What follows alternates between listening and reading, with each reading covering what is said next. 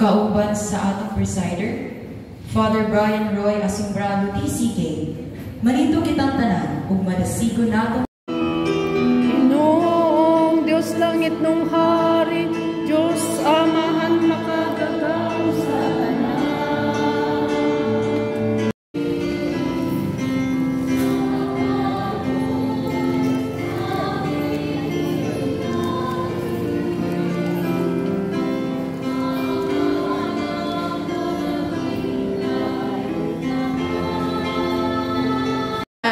Kanira ipindot daw.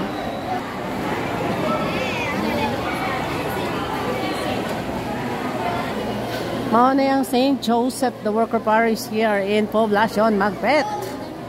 No, nagsimba ta kay siyempre Misa di Gallo, bago lang nahuman. Salamat sa kanunay nga grasya. Guwapa na kaayo ang atong altar.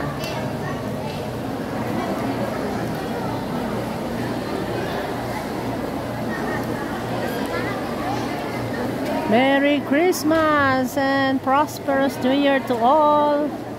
See you again next year, St. Joseph. Salamat sa Diyos.